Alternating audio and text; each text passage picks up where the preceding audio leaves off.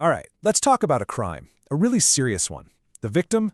Well, it's your future, your happiness, your health, your success. And this crime, it's being carried out every single day by a saboteur who knows all your secrets.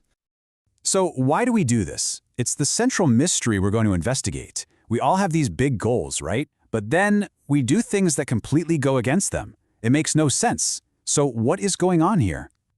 It feels like a classic mystery, but here's the good news. This case, it's totally solvable. The evidence is everywhere, and you know what? The main suspect has been hiding in plain sight the entire time.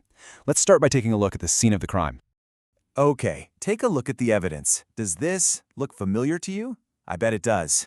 On one side, you've got your amazing long-term goals, and on the other, the reality of what we actually do. We want financial security, but oops, impulse buy. We want to be healthy, but we get lost scrolling for hours. It's a clear-cut case of self-sabotage. So, who's the culprit?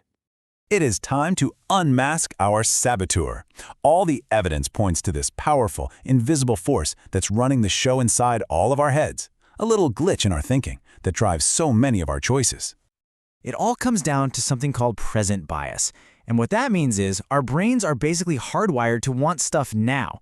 That ancient part of our brain, it just values immediate comfort and pleasure way more than some fuzzy, far-off benefit. And that is the engine behind all our procrastination and impulse decisions.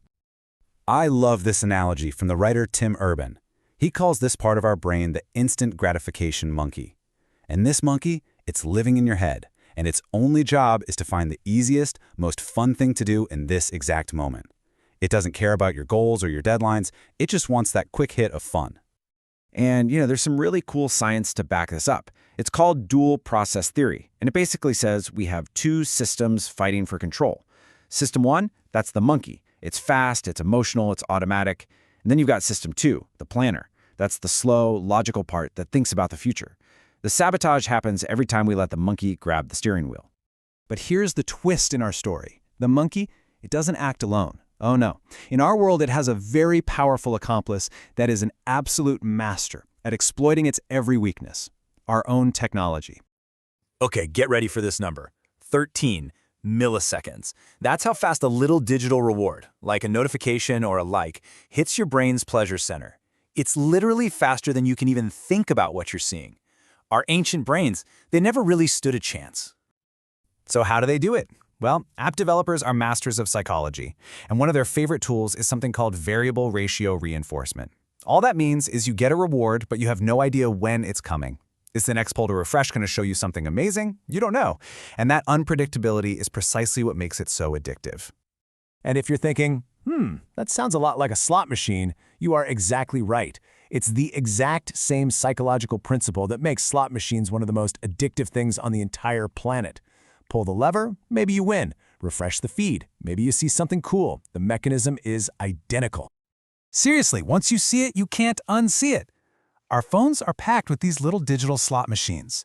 The likes you get on a post, that little red dot from a notification, the endless scroll. Even things like streak counters, which make you anxious about breaking a chain, they're all designed to hijack that impulsive, monkey part of your brain. Okay, so this sounds pretty bad, right? It's our own brain wiring versus this massive tech industry. You might be thinking it's hopeless, but it is not hopeless, not at all. Because your rational planner, your system 2, can absolutely learn to outsmart the saboteur. The trick here is to stop trying to win with willpower alone. That's a losing battle. Instead, your smart, rational self, the planner, has to set traps for your impulsive future self. They're called commitment devices, and they work by making good choices the easy choice and bad choices harder. Like setting up an automatic savings transfer. The money's gone before the monkey can spend it. Or using an app that makes you get out of bed to scan a barcode to turn it off. It just makes hitting snooze a bigger hassle. So that's all about changing your environment. But what if we could change something deeper? What if you could make your future self feel less like some random stranger and more like, well, you? What if you could actually meet them? Okay, this is where it gets really, really cool. A psychologist named Hal Hershfield ran this incredible study where he used virtual reality to let people literally meet their future selves. They would interact with these super realistic, digitally aged avatars of what they would look like down the road. The whole idea was to see if it could close that mental gap between who we are now and who we're going to become. And the results? They were absolutely mind-blowing. The people who met their older selves put way more money into retirement savings than the people who just saw their current selves. It just goes to show, when your future self feels like a real person, not some abstract concept, you're so much more willing to do things to help them out. All right, so let's wrap this up. It's time to close the case on our internal saboteur. We know who the suspect is, we know who their accomplice is, and now we have a solid strategy to fight back. So here's the bottom line. This conflict inside you, it is 100% real.